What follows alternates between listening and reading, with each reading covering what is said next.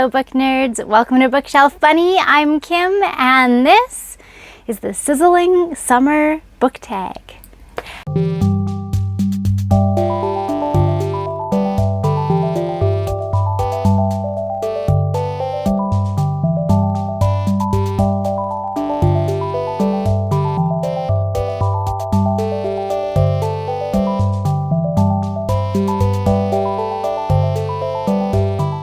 Hey guys, I found this tag on Jess the Reader on his channel, and I thought it was cute and fun and fitting since this is like the second day of summer. To be fair, summer has so far been lacking. We've gotten a lot of rain this spring, and yesterday, the first day of summer, we got this.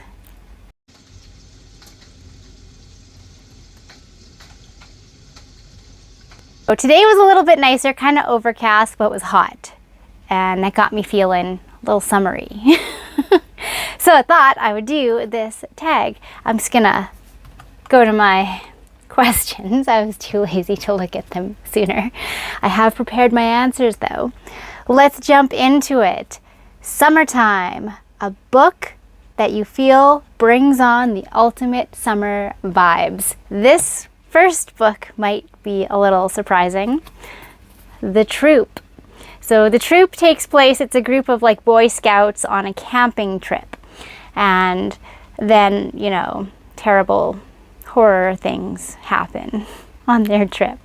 And I love this book. This was such a fun summery read. I think I read it in the fall, to be honest with you, but the camping vibe really made me think of summer because camping is one of my all-time favorite summer activities.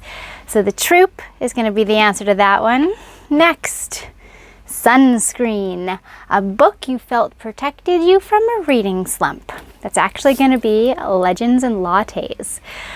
I was looking for a book that was sort of easygoing but fun and kind of light, something that I'd be able to read through fairly quickly and feel like I'd accomplished something, and this did exactly that. Next question. Sunburn, a book that burned you.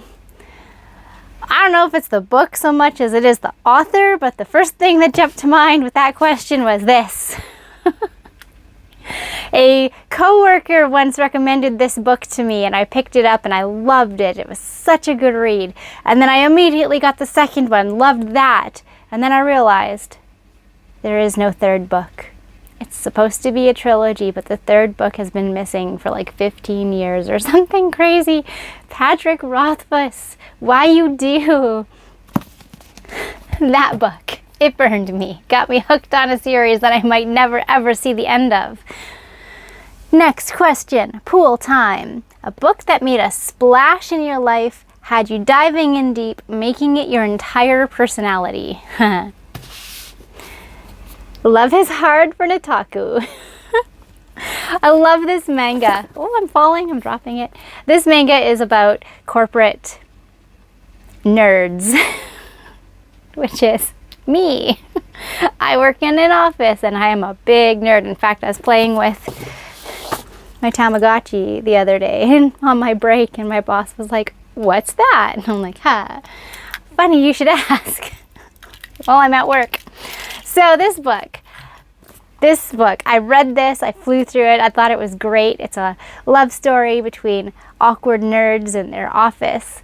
And I immediately bought the rest of the series like the next day and read through it.